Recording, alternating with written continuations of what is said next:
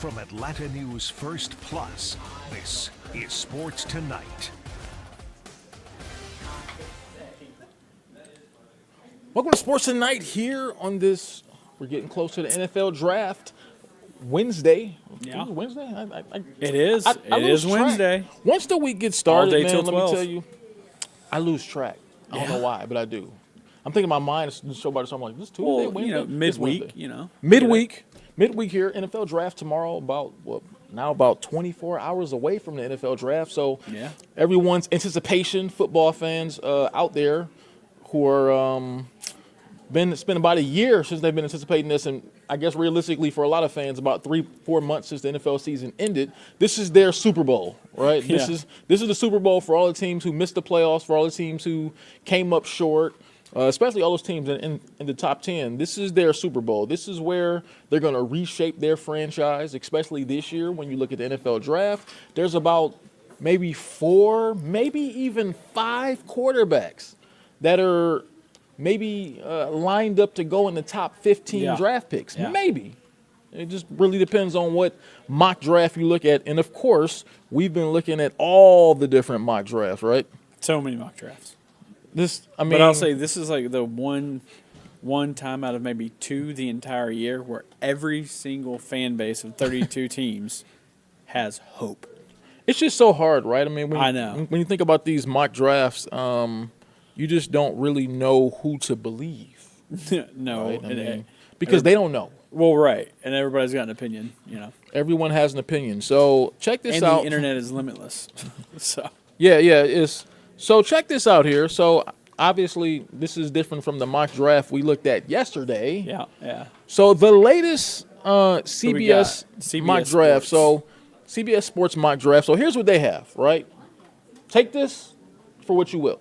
Okay.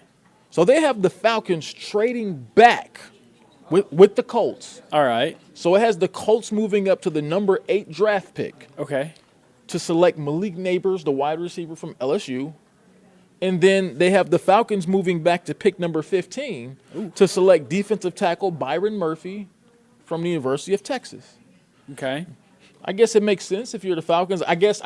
You know what? I'm not going to say I never really thought about it, but I guess we never really considered much that the Falcons could trade backwards from that pick. What do you think?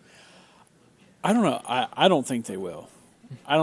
But I guess if the price is right, then hey, do it. Because there's going to be a lot of players of quality left at 15. So it's not like you're losing a whole lot.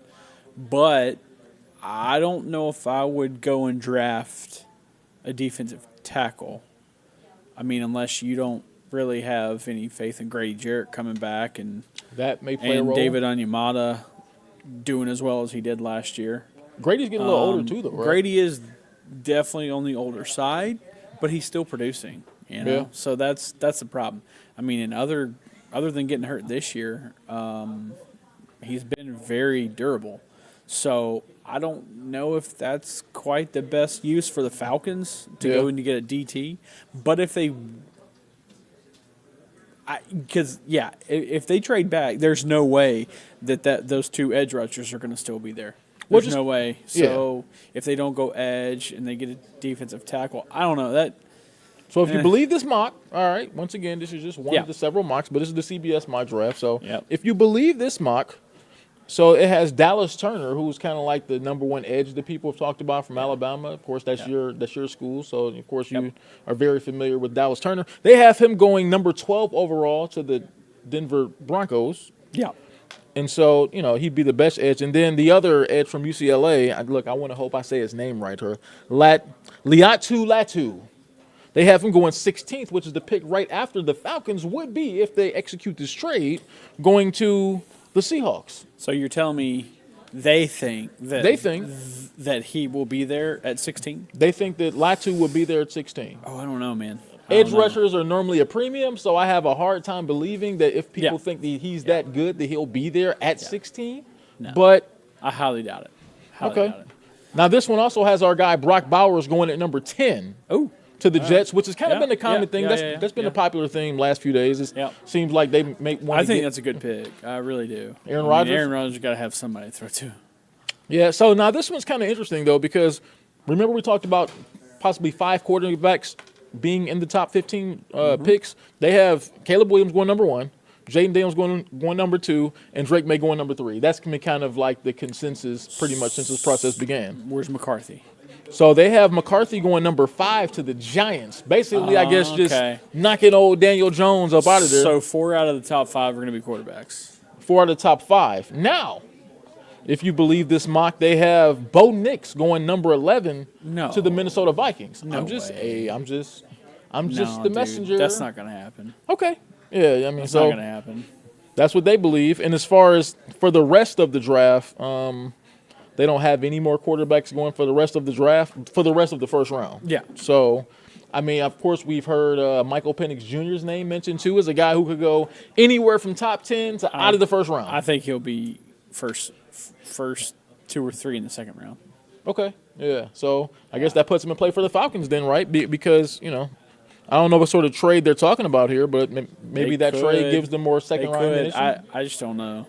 I don't know if I mean, look, if you believe he's your guy, go get him. But yeah, that's my thing with quarterbacks. That's why I've never been that high on second-round quarterbacks, meaning because I feel like if you feel like a quarterback is your future, you're probably going to go up and get him in the first round. If a quarterback is still there in the second round, to me that means that you didn't feel that strong about him. yeah, That's just with my thoughts when it comes to that. But to me, one of the most intriguing guys of this entire draft is J.J. McCarthy, right? Because a lot of people think he'll be really good. Skyrocketed. Yeah, because number one thing you can always guarantee NFL draft time is that the quarterback position is going to be overdrafted. It happens every single NFL draft. Every year. Someone's going to reach every single year. And what's going to happen? More often than not, they're boom. I'm sorry, they're bust, not boom. Exactly. So it's usually a bad trade. Right. If they pull up, they go all the way to 4 from where they originally started. So right now it has the Giants, and the Giants are in the top. It has the Giants actually moving up 1 spot with the Chargers to secure J.J. McCarthy, which would mean the Giants will want him so bad, or I guess can't stand Daniel Jones so bad or whatever, that they would actually leapfrog the Chargers just to get 1 spot up to make sure no one else grabbed their guy.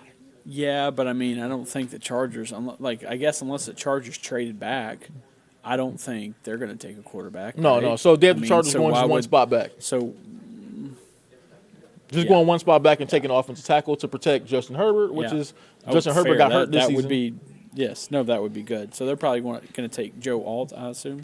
It has them taking the tackle from Penn State. You want to give a crack at Fashanu? Fashanu. I'll just go with his last Fashanu? name. Fashanu. Yeah. I'm not so sure how to pronounce his first name, but pretty sure that's right. Okay. Yeah. Could be So wrong. Fashanu. Yeah. So they have him. Okay.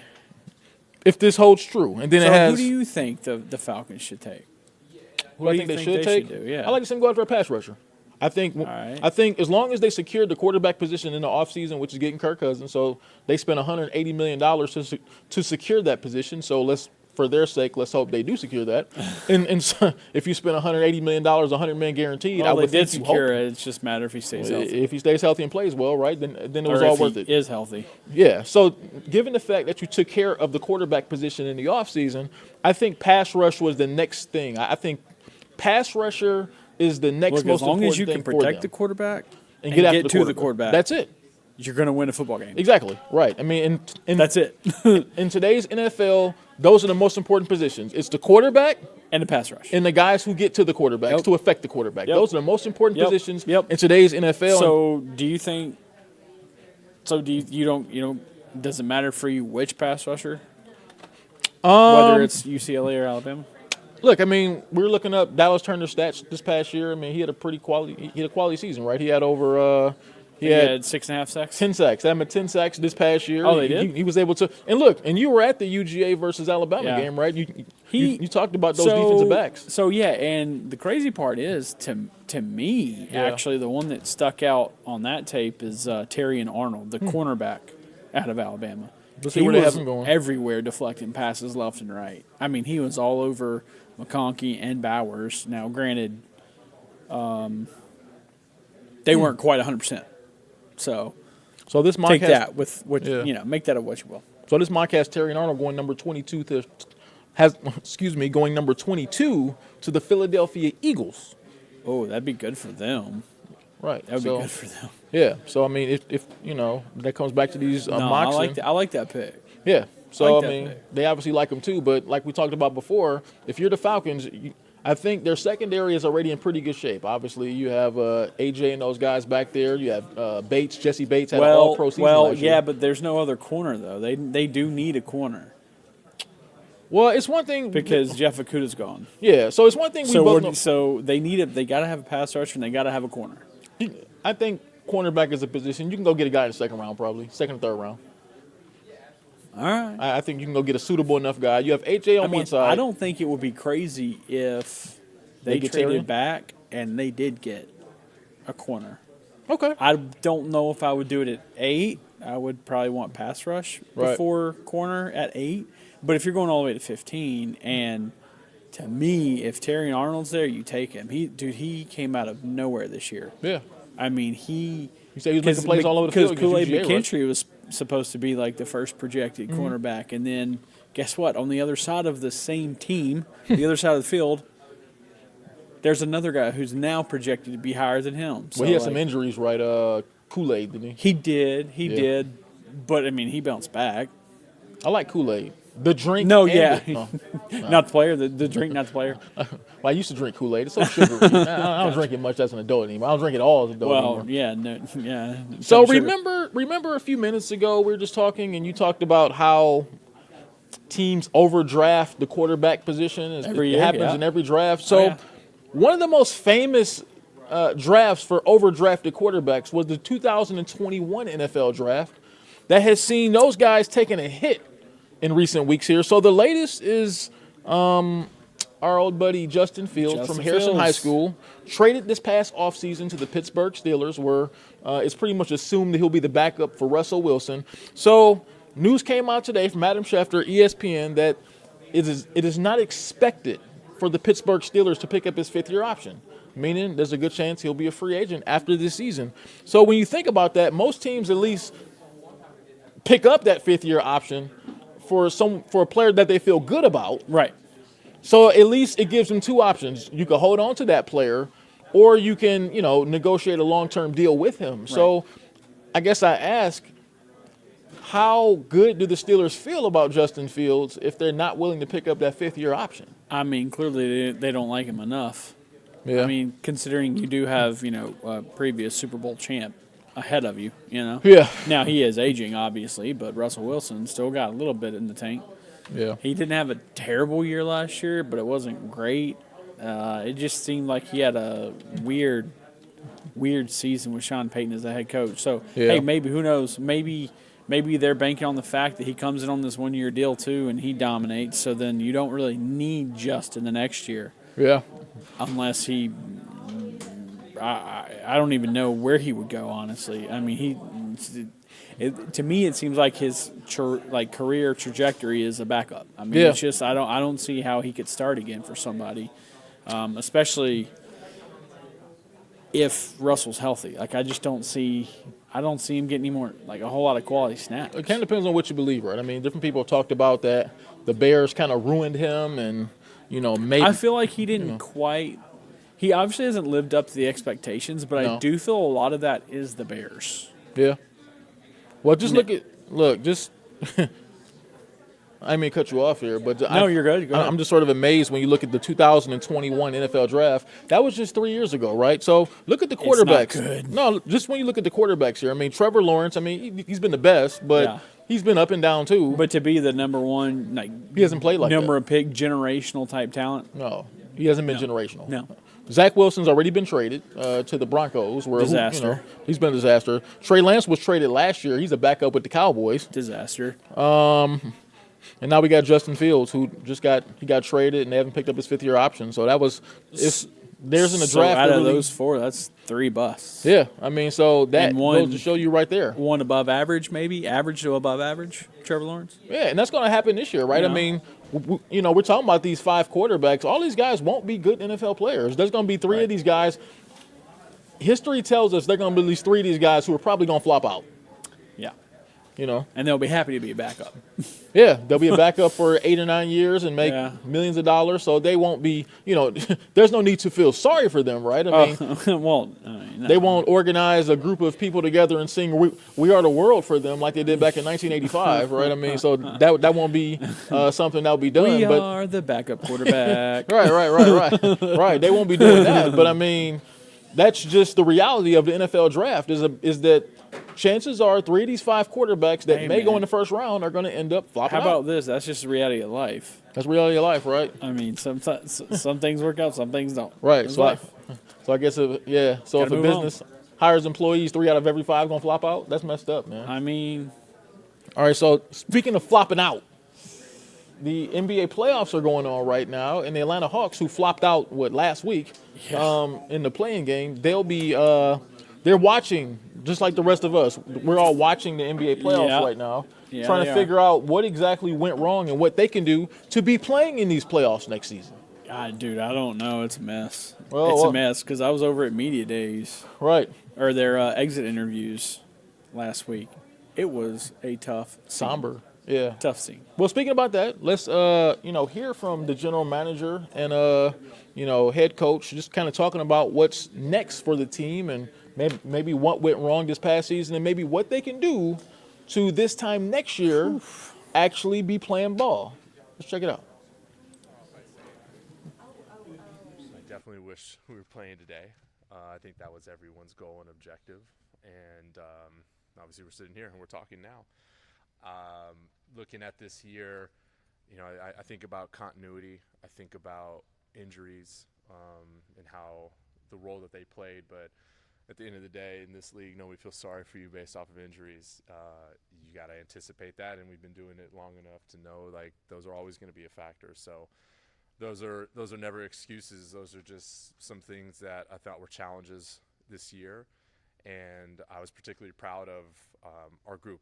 Coaching staff, our players, guys that stepped up and really took advantage of the opportunities that came from those injuries. And I can go down the line to Veet and Bruno and Kobe and Mo and those guys experiencing injuries themselves. Like we've seen a comeuppance in Garrison and just a number of guys that I was really, really pleased with, and the coaching staff that has surrounded them and maintained a level of competitiveness. Competing is a huge word for us, and that was something that I never felt wavered. And I really thought our group, regardless of the lineups that were out there, regardless of the number of different lineups that we saw day in and day out, was something that was really good, really positive. But now we're in this space where we'll take a little bit of time, allow the season to kind of get to a more neutral state, and we'll begin our process, and our methodology of how we're going to continuously improve.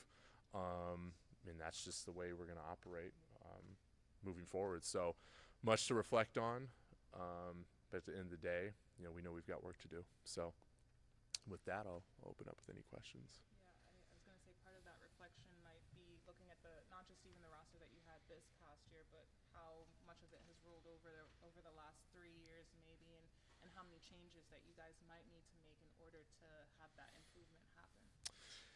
Yes, our group, who I love and trust, we're gonna take some time to really hammer that out. That process is a process of first just stopping, making sure that we're in a state of neutrality, and making sure that we're in a group setting to where we can begin to label and really dissect some of the key features of this season. And then from there, it's a discovery process. And from that discovery, now we put and implement a plan in place on how we're going to get better and how that roster will ultimately shape up going into next season. And how prepared do you feel that, if somebody approached you this off season, maybe asking to be moved somewhere else, or not any specific person, but just in general, if somebody's saying that maybe this situation isn't necessarily working for me, how do you guys approach that and have those open conversations to kind of help everybody come out, I guess, in some way a winner? Well, part of that is just in the forefront is always communicating with guys and having them not be caught blindsided, but communicating kind of where we're at in general. And those conversations, of course, happen amongst the league, and I think we're always, in positions to where we would know how to handle those situations. The last time we spoke to you was after the trade deadline. You guys decided not to make any moves. Between that time and now, do you feel like you've learned more about this team, or you kind of already had an understanding to go into the offseason to make some of those decisions? Some understanding. We definitely learned a lot. We're consistently preaching growth mindset, and so we're always on the lookout for opportunities to get better. And in order to do that, you have to be able to sit and obviously watch and then have those discussions moving forward. And since then, a bunch of time has passed, and variables have changed for sure, and new data comes in, so you're always taking new data and trying to figure out what's it going to look like moving forward. So certainly a lot has been learned, not just with players, but the entirety of the league and where the league is heading and how different teams are anticipating and preparing for a new cap environment. I think that's something that we've been doing as well, but to kind of see how teams have positioned themselves for this summer is interesting. What needs to change for you guys to be a championship caliber team? Because you guys have made, in the past couple of years, coaching changes. So at what point do you really just start to look maybe at the players that you have? Yeah, I mean, it's been happening and it will continue to happen. Just making those changes, we never want that to just be arbitrary. Never want to do anything that is whimsical, but well thought out. And for us, it's kind of what I mentioned. It's about taking the time to reflect on this group and reflect on the areas in which we can continuously improve. And it's not a question of like when. It's like a matter of we'll always be doing that. It's the nature of our business, and that's part of my job to lead a group that's going to have to do that. Do you feel like there maybe needs to be like a big shift or addition to the team really to be able to take that next step? I think we're going to learn that in time. I think those are going to be things that we're going to discover here in the coming weeks and months. The immediacy of the draft is coming up as well, so we've got to be able to navigate that while also continuously building out a roster and how we're going to construct that. But we're always going to look for areas to improve. Is it big? Is it small? At this point, it's hard to tell. I trust our group when we sit down and go through that process. A common theme seemed to kind of be that, while this group may be a good group and they might like each other off the court, it just didn't seem like they could figure out how to collectively play together. So how do you, I guess, find that balance of maybe finding the right personalities, finding the right skill set of players to kind of help this team be able to play collectively well?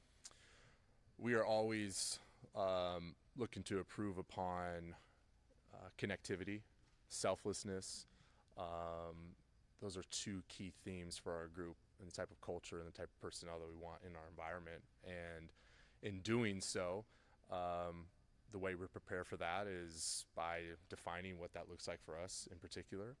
And then whether it's, right now it's going to be the draft or getting into free agency or getting into trades or whatnot, you're always gathering intel and scouting different players that will exhibit those levels of character and connectedness and selflessness.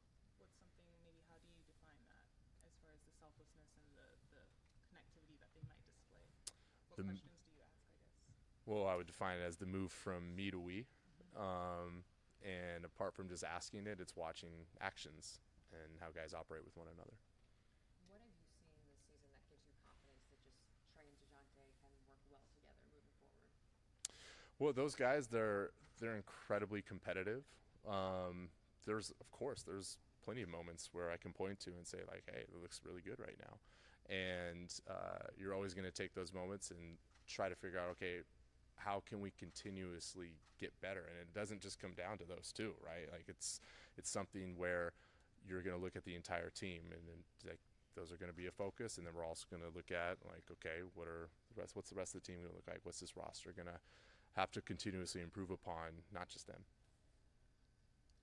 As you look at the defense from over the course of the season, from October to April, how did you see it grow or change or adapt, and what do you think it has to do moving forward?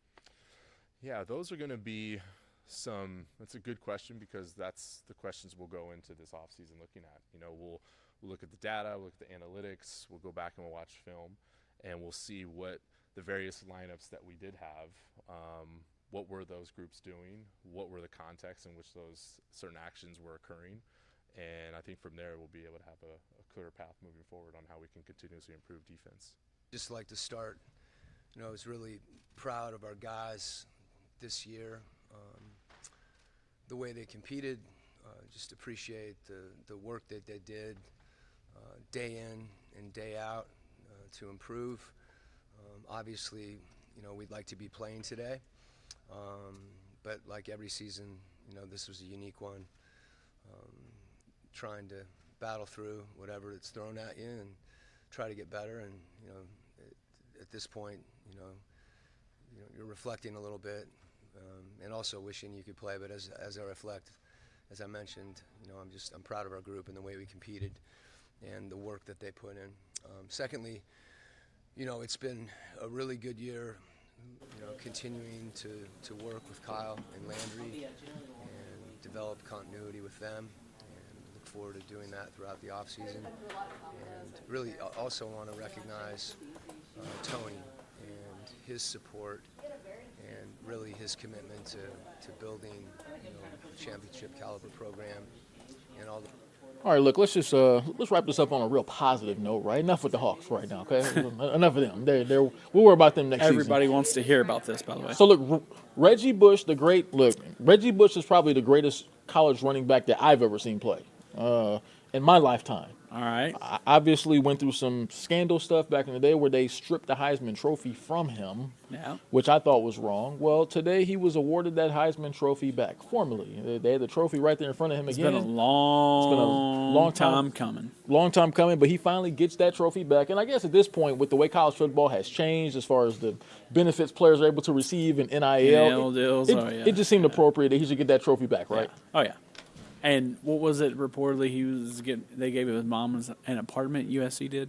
Yeah, he got That's a lot what of it was, USC. right? Look, I saw those specials. I mean, he got like a car. He got like rims for that car. He got some money. There was like one booster there. He did a special like on HBO, that booster, and he talked about everything that he gave Reggie and everything that he gave his family for Reggie, to be able to represent Reggie one day as an agent. Reggie chose another agent during that time, and then the guy snitched. That's who turned him in. Yeah, that's right. The guy came on and said, "Hey, wait a minute, you didn't pick me for agent. I'm about to blow this whole thing up." Look, that dude was Reggie Bush was absolutely electric. Oh, look, Reggie and that Bush team. I mean, goodness, they were good. Because people forget about Lindell White in the same backfield, but Reggie Bush was absolutely a legend. I mean, I remember his punt return. Mm-hmm. Oh God, was it Cal? I mean, he made like 7 guys like break their ankles in one play. Yeah, and just think about it. That was during the time too. I mean, where USC. Just think about being as popular as they were. So just imagine like a team like UGA right now being in Southern California.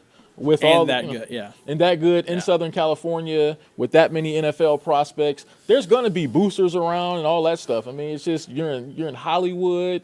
These guys are, I mean, I can just imagine what the dynamic is. I mean, it's one thing to be in Athens and have a team that's that good and get that sort of attention. It's another thing to be in Hollywood and have a team that was, had so many NFL prospects. That was, at that time, that was their NFL team because they didn't have an NFL team. They had guys like Matt Leinart and Reggie Bush and Lindell White, like you said. Dwayne Jarrett was a really good wide receiver. Just so many NFL prospects off that team that, look, it was fitting. Like I say, Reggie Bush is the greatest college running back that I've seen in my lifetime. I mean, he did some amazing things. He earned that Heisman Trophy on the field. It's only right that he get it back in his possession. So I'm glad college football, for once, did the right thing because they don't do it too often, but this time they did the right thing. Real quick before we get out of here, Lee, what's on your mind? Oh, well, that's it. Reggie Bush. I mean, that's got for me. That's like that's the news of the day. That's the news of the week. That's the news of a long time. Look, so just especially, I mean, come on, the way it went down, that was crazy. So just speaking of college football, I saw another teaser today for the college football video game. Yeah. Just so you know, once that college football video game comes out, anything leisurely that I'm doing right now with my time is going to be shut down because I'm going to be in the house playing that college football game. I know, look, I'm 45 years old. Maybe I'm too old to be in the house playing video, but I don't care, okay? I don't care. I'm going to be all over, especially with NIL now. Now we can see their names, and we don't have to manually go back in and put their names in the way we used to do with those college football games. Now we can just play it, and I can't wait. I can't wait. Hey, let me throw this out there. The next time you see Reggie Bush on a commercial, guess what? It's going to be in the Heisman House commercial. Yeah, he should be. Good. And guess what? He's gonna have his trophy again. Look, give him his Heisman House trophy. Look. So look, hey, look, Lee, we're gonna get up out of here. All right. NFL draft tomorrow. I know you can't wait. I can't wait. Everybody can't wait. So tune in tomorrow. We'll have a draft special right before the draft. Later.